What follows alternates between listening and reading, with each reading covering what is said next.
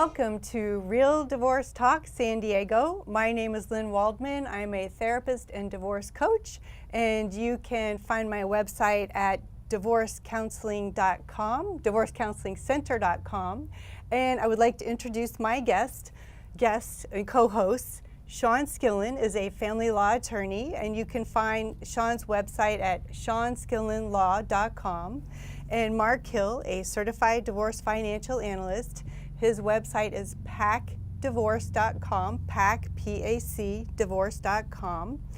And we are also collaborative family law specialists and members of the Collaborative Practice Law Group of San Diego. And we have a divorce options workshop where you can get most of your questions about divorce answered. It is the second Saturday of every month. The first Saturday of every month. It happens to be March 2nd.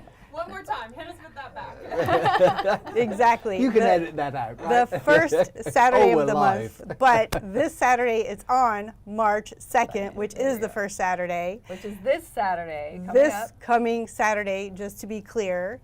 And it is in Carmel Valley, right next to Ruth Chris Steakhouse. If you'd like information about that, please visit the collaborativefamilylawsandiego.com website.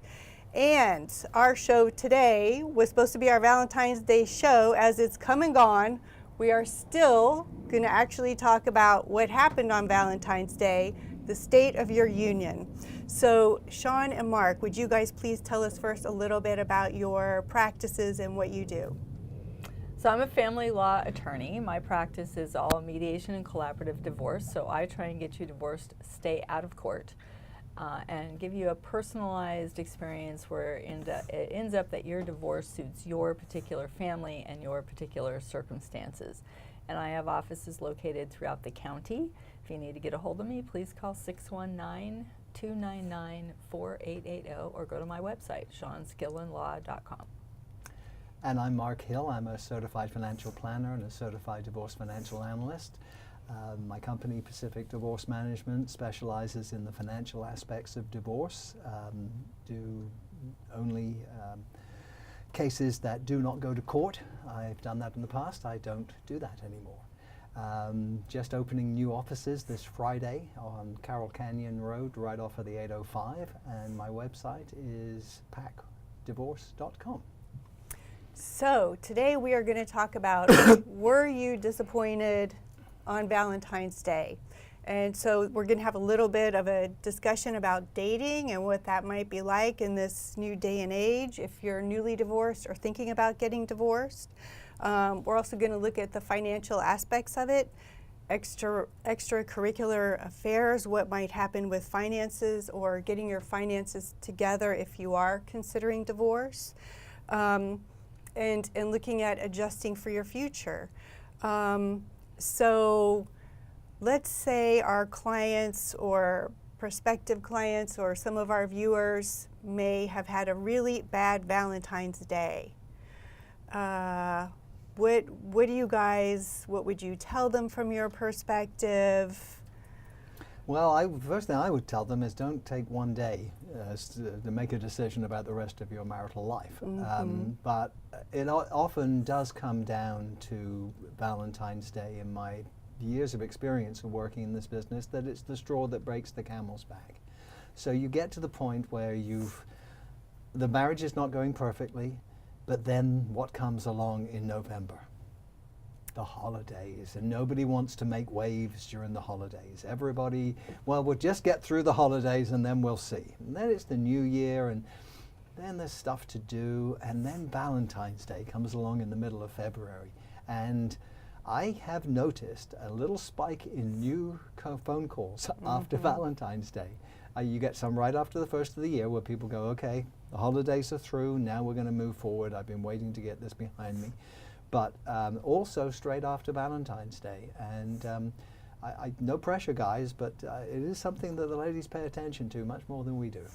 And you're right, I've noticed that too, that sometimes it's been a buildup of, this past holiday, other previous holidays, And it's just sometimes the straw that breaks the camel's back. It's like Valentine's Day was a bust. We didn't go out. We stayed at home. One or the other partner isn't feeling heard. It's kind of that cumulative effect. Right. So what about from the legal perspective, Sean? Oh, from a legal perspective, I guess I would say that the thing that I see in my practice is that somebody finally gets dissatisfied enough with the relationship that they file for divorce.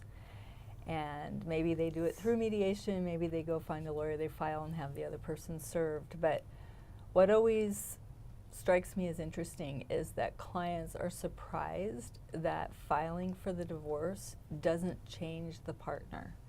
It's like they think that finally they're going to hear me and they're going to understand and they're going to realize that they were doing these things wrong and things are going to be different. Not that the marriage is going to be saved, but they're going to somehow act differently. And I always have to give them the bad news that filing a divorce paper doesn't impart a personality transplant. So if they didn't do any of the paperwork during the marriage, they're not going to do any of the paperwork during the divorce. So you're going to do the paperwork still. Now, maybe the last time you have to do the paperwork, but it doesn't really change things. If you didn't communicate well during the marriage, you probably aren't going to communicate well during the divorce.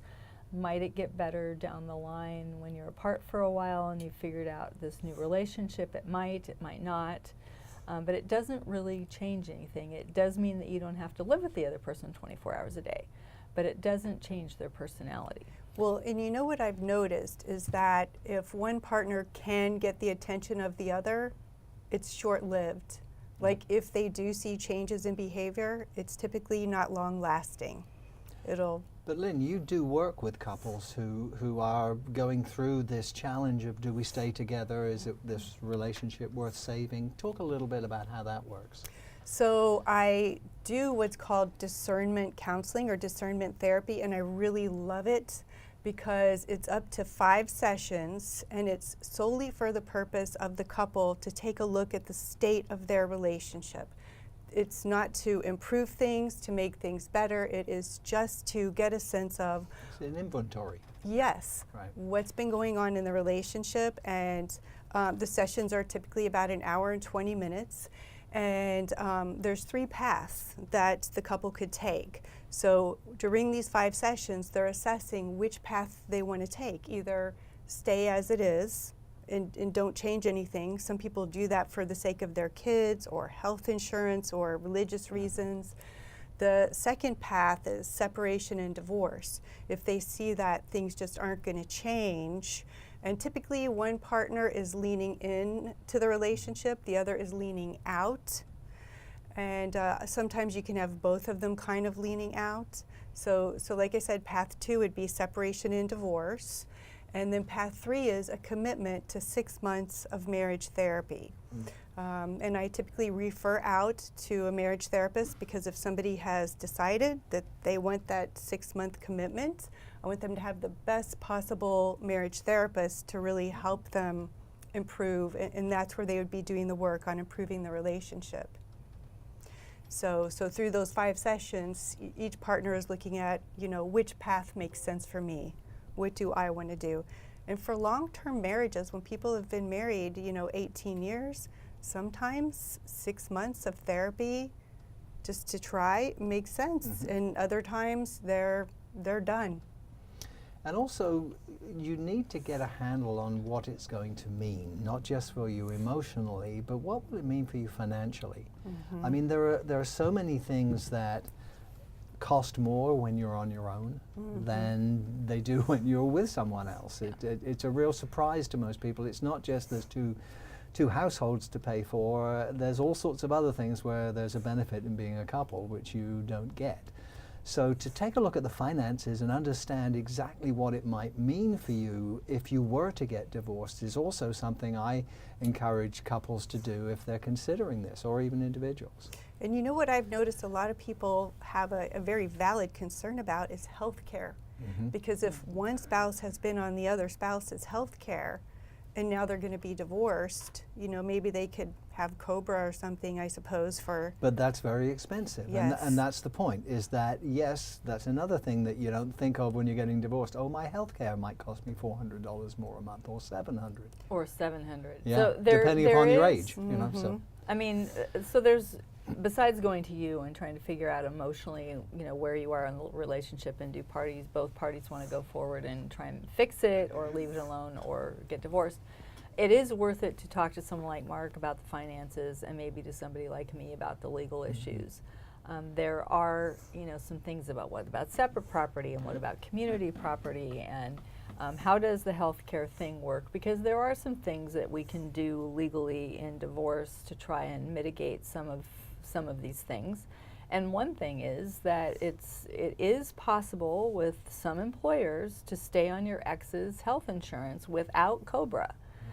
So if they allow that, then you know you need to check through your spouse's HR person, human resources person, and find out if that's possible. But I did 2 divorces in the last year, where the ex-spouse was able to stay on the other working spouse's health insurance, just like during the marriage. It didn't cost them more, and they were able to get divorced as opposed to do a suspended divorce to stay on the health insurance. But there are different options. But I've had many people come in over the years, and usually women, saying, I'm thinking about getting divorced. But this last year I consulted with a couple men too, actually, that depending on their situation, they decided it was better for them to just stay married and kind of leave them as is. One guy was separated from his wife. They'd been separated for quite a long time. There was a large family business involved with a succession plan. And after talking for a while, everybody just kind of decided it'd be better to stay married. So it really does depend on the situation, and it's worth it if you're really seriously considering that, and maybe the discernment therapy is not an issue, or you've tried it. Just know where your legal options are and what it would be like for you financially to move on your own. And I really agree that it's so important to get the information to be able to make a good decision. It's really important for that empowerment, the knowledge that comes with it, like what are my finances going to be? Am I going to be able to support myself? Because I have seen one member of the couple or the other not want to leave the marriage because they're scared. If mom hasn't worked in 20 years, she's been a stay-at-home mom and doesn't have really skills that she feels she's going to be able to use out in the market, you know, you wouldn't want somebody to really stay in an unhappy marriage out of fear. But it's all about knowledge, isn't it? It's all about understanding. And I've learned over the years that, you know, an individual's perception of their reality is not necessarily their reality. I've had, you know, ladies come in from extremely wealthy places and literally tell me that they're afraid of being a bag lady. And you look at the way they live and their lifestyle, and it's surprising that one would ever feel that way. So get an education. Get yourself a full understanding of your finances as you are married, and then we can work with that to see how it might look if you were to get divorced. And it looks like we have a comment. Claire, could you read that out for us? So Lucci wants to know, for all the just married couples out there, is it necessary to have a marriage therapy session? Well, There's a thought. that is a good question. I think it's helpful because what we want to think about is, you know, based on the work of John and Julie Gottman, they're able to predict whether or not couples can stay together just from observing their interactions. And so I think it's helpful to understand what it means to turn toward one another as opposed to away or against one another. And that can happen like in everyday conversation. It's just an acknowledgement. And so intimacy really comes from how we're connecting on a day-to-day basis, and people seem to lose sight of that. They think it might be about sex, but it's really so much more than that. It's about having that emotional resonance and validation of I get you emotionally, and so I think it's helpful. I would suggest it or recommend it. It certainly, hopefully, couldn't hurt. Well, the other thing I'd say is this too, and I've thought about this for years, is that you get married and nobody signs a contract that says, you know what, you're going to do the cooking and you're going to raise the children and I'm going to take care of the garbage and I'm going to make the living. But what happens is you evolve into these different roles during the marriage, which absolutely is healthy. Why would, when you have two partners, why, when one is an expert in one field, would the other bother to become an expert? Go do something else that can benefit the partnership. But when you divorce, those skills are now isolated. And so one may know everything that the kids do. They know their soccer schedules, what they have to take to school on different days. The other partner may not have a clue about that, but may know everything about the finances. So one of the things I've thought about for years is and I even came up with a name for the program. I thought about calling it Money and Matrimony, where we would sit down with There you newly go. married Yeah. couples and just say, do you guys have a budget? Okay, do you understand what a budget is and why you might want to do one? And so you're going to have joint bank accounts. You're going to keep separate bank accounts. People don't talk about this stuff, so it evolves in a very haphazard way. And then when you come to divorce, you don't have the skills to be able to process the information you need to live an independent life. And I look at that in a totally different way. I mean, I totally agree with everything Mark just said. But what I see from the couples that come in to see me is that these roles have evolved, as he said, haphazardly, and not with what I refer to as with attention and intention. Right. And so by the time they're in my office, both parties are unhappy. And the man generally, not always, but the man generally, or whoever the breadwinner is, often feels that they've had a lot of pressure in the marriage to be the breadwinner, to bring home enough money to pay the bills, and to help the family live the lifestyle that they want to, and are unappreciated for that. And the other partner who's been raising the kids and taking care of the home feels like they've been left with a lot of responsibility and no help, and feel unappreciated for everything that they've done. And so here's both parties feeling unappreciated and like they've both done more than their share. And so what I always tell young couples is, first of all, there's so many things you need to talk about that you probably never talked about when you're dating, like budgeting and raising kids and the rules and how are we going to discipline and all these kind of things. So you need somewhere to talk about all that stuff. And then as the relationship evolves and moves on in time, and you have children and you change careers, I think you should have a therapist on retainer, honestly. Because I think every time you go through one of these significant life changes, you need to check in with somebody about, what are the pitfalls? What should we be thinking about? What, why has this changed? Often having the first child is a huge change for a relationship, and the husband feels neglected and kind of out of place. It's mom that's been pregnant, mom that's been getting all this attention for 9 months, mom that gets to tell all her childbirth stories, and then mom that's nursing the baby. And I can remember even my husband saying, when will I get to give him nutrition? He won't love me as much. And I'm like, yeah, well, this is just kind of the way it works. So all of these things happen, and then the roles just keep evolving. And next thing you know, each party is equally as unhappy for their own reasons. So it's fine, but you need to listen to each other and be willing to change things up when it's not working. If one of you wants to go to graduate school, and you have a conversation about, hey, that means the other person's going to have to pick up some slack for 6 months or a year or 2 years, and you agree, that's fine. But at the end of graduate school, have another discussion and redistribute, the responsibilities of, kids, bill paying, taxes, work, whatever, so that, you're constantly checking in and making sure that one person's not feeling overburdened.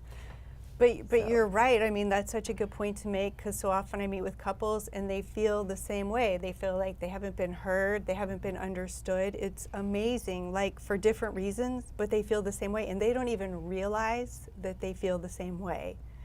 And I want to remind our viewers, please write in if you have questions. We'd be happy to answer any questions you may have to the best of our ability. And we Something, I've always thought that no human child would make it to 6 months old without women. Because we are clueless until they start to respond to us. Then we're pretty good, I think. But, the first 6 months is we are useless. yes. Changing tack here a little bit, Lynn. I've had divorced clients, ladies that had fairly long-term marriages, women in this case, on more than one occasion come to me and say, They just don't know the new rules of dating. Everything's on the internet. Are they expected to pay for dinner when they go out? It's overwhelming, and it actually makes a difficult situation even more challenging. Do you have any thoughts around that?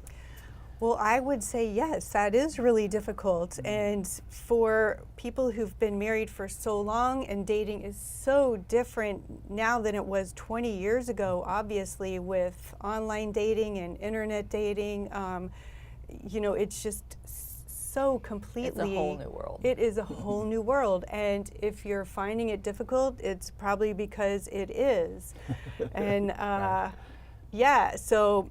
You know, I think people have to find what works for them and what they're comfortable with. I mean, I think what makes sense is having a hobby, doing something that you enjoy, and meeting people that way. And even if your hobby isn't leading you to find somebody you want to date, maybe you'd make a friend in that hobby who could introduce you to someone. So I think doing the things that you love, whatever that may be, or even outside of your comfort zone, joining a meetup group for hiking, or you know, finding a new hobby like biking or whatever it may be. Yeah, if you've always wanted to do something, take a class is what I tell folks, because you're going to have a little extra time on your hands here. So Take a class, join a church or a synagogue or a temple near you. I mean, I think I was having this conversation with somebody else, I can't remember, the last couple of days, that it's more difficult to build community nowadays. Everybody's online, everybody's on their phone, a lot of people telecommute. Oh, I was at the gym this morning. So, and people don't go to church, temple, synagogue as much anymore, which is where people found their community. They often live away from their extended family. They're a different city, the other end of the state, maybe the other side of the country.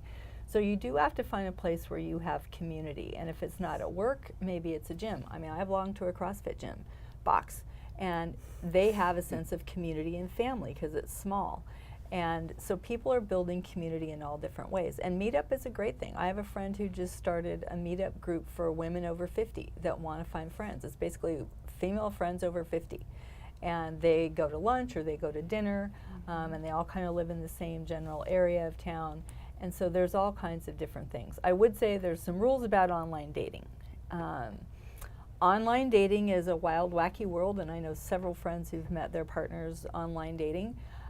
But you know, be careful out there. Not everybody is who they seem. Some people use different names and other things. Meet for coffee at a Starbucks or a Coffee Bean, Tea Leaf. Just start out with coffee in a public place. You drive there, meet them there. Let somebody know that you are there. You know, safety, you still need to be thinking about Cautious. General safety rules before you go on, and then just take it slow. And you know, I think it's really important to assess, you know, thinking about, do I like this person? Do I like how they treat me? You know, not just the other way around, but you're really assessing. And I like to think of it as like even wearing a miner's cap, that you have this light shining on this person. You know, do they have a kind of personality I like? If you meet their family, do I like their family? You know, so that you're assessing along the way, is this somebody who I feel like I'd want to spend more time with? Not just do they like me, but do I like them? And you need to process your last marriage before you get through into another dating relationship. So I'd say if you didn't go to discernment therapy, you might want to go to counseling after you're divorced, and make sure that you're really ready to meet someone. I mean, I can't tell you how many times I've had somebody get married right after they got divorced, and then they're back with me again getting divorced the next time. So, you know, take it slow. I know there's a big, you know, kind of fear out there that you're never going to fall in love again, no one else is going to love you, whether you're young or you're middle-aged, you're older, how long, if you've been married for 5 years, 10 years, or 30.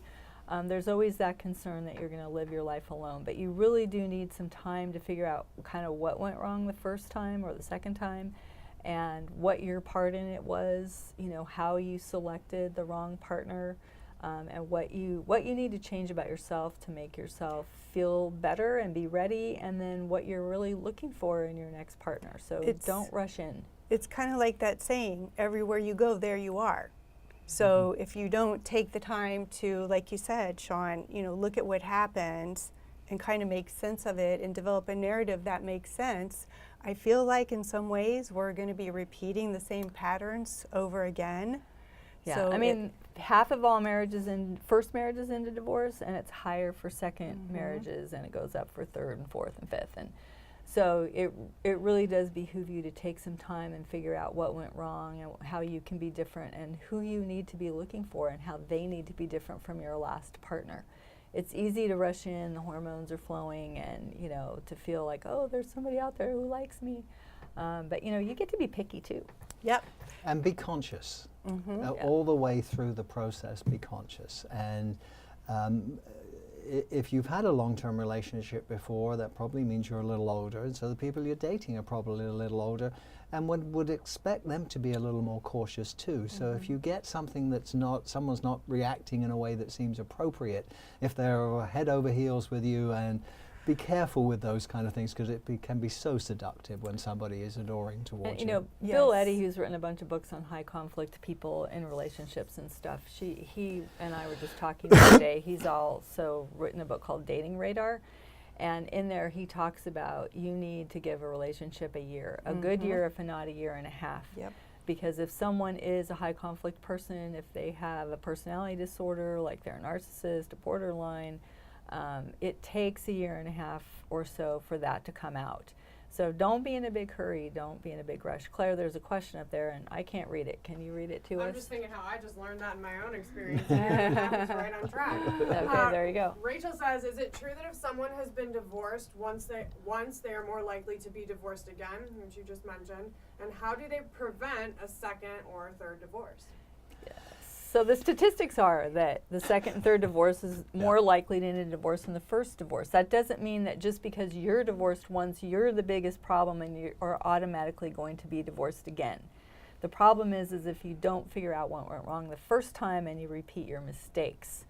So I think that's the best way, is to be careful about assessing yourself and assessing what you need in a partner and then taking it slow. And the other thing is that divorce is trauma because it changes our identity. It changes our sense of self, our self-image, and these are all things that we have told ourselves about who we are over many, many years. And when you go through divorce, all of that is kind of upended. So you are re-looking at who am I, what matters to me, what defines me, what are my values, and I think all of that kind of really needs to be looked at if you are dating, as you're dating, throughout any new relationship. Again, it's really important to make sense of your history. You have to have a narrative that makes sense of who am I and how did I get to where I am today, and how do I want to see my future. Lots of introspection, some counseling, some book reading. I think the Gottman books are wonderful. I like Brené Brown, who talks about vulnerability and shame and all of those kind of things. So any of those things I think can be helpful, but just take it slow. There are a lot of difficult people out there that are challenging, and just don't be so desperate to not be alone that you jump from the frying pan into the fire. And I think that's what a lot of people struggle with, is worried that they're going to be alone and lonely. And sometimes it is lonely, and part of it is learning to tolerate the distress of being alone. But I really believe, I am a true believer, that if somebody wants to be in a relationship again, regardless of their age, that they will. I think that there's somebody out there for everyone. It tends to happen. I did a couple of prenups just this last year for men and women who are in their 60s. Madly in love, but they were definitely doing things different and doing prenups and taking care of themselves financially and their kids financially, who are all grown, and even grandkids. So I mean, love is out there no matter how old you are. But that's an interesting point you raised, which is that the issues when you're an older person who is marrying are far more significant and far more challenging from my standpoint, from the financial standpoint. We have assets. I don't know about you guys. First time I got married, I think I had debt. That was about it, But over time we amass assets, and we have children, and our new spouse may have children. how much complexity does that create in terms of how your estate plan will work? How will you divide those assets? Will you even talk about it? And that's the big problem, is most people don't. They don't talk about it, and then one of the kids usually raises the issue, and mum or dad will go, well, of course it's all going to you, and the other person will go, wait a minute here, we never talked about that. So there are more complex discussions that should occur in older folks who are remarrying or even marrying for the first time, because they have more assets, more issues that should be addressed prior to it. It doesn't mean you need a prenup. You just need to talk about these things to see if you're on the same page, and then you may need a prenup. Am I correct in that, Sean? Yeah, I mean, I always tell people that they come in for a prenup that first of all, you automatically have a prenup. It's called the Family Code of California. So it addresses what happens with property that you came into a marriage with versus property that you accumulate with your earnings during a marriage. So depending on the circumstances, you may or may not need a prenup. But again, that's always something that should be discussed. And I'll tell you, one of the things people never talk about in a marriage or a relationship, no matter how old or young they are, is money.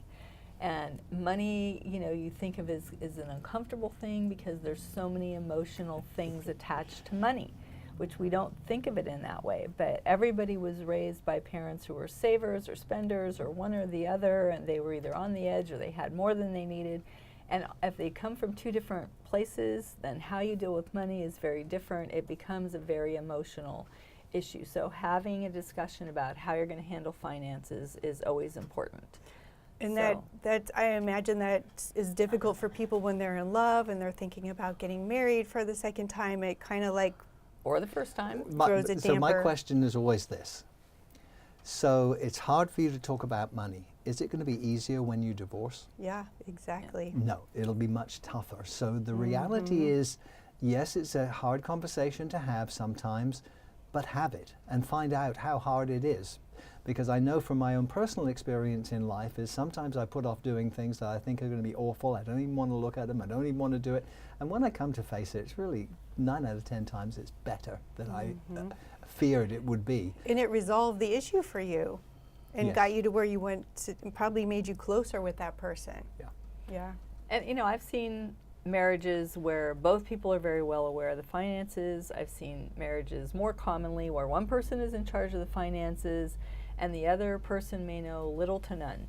And it may just be because the person who's doing the finances is very controlling and wants all that power. It may be the person who doesn't do finances and doesn't want to be bothered. But I've seen a lot of marriages where there's a lot of misunderstanding about what the state of the finances are.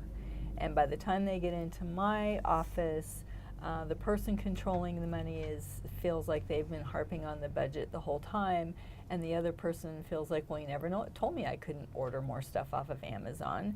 And I'm thinking of one particular marriage was this woman who said, I never knew the finances were that tight.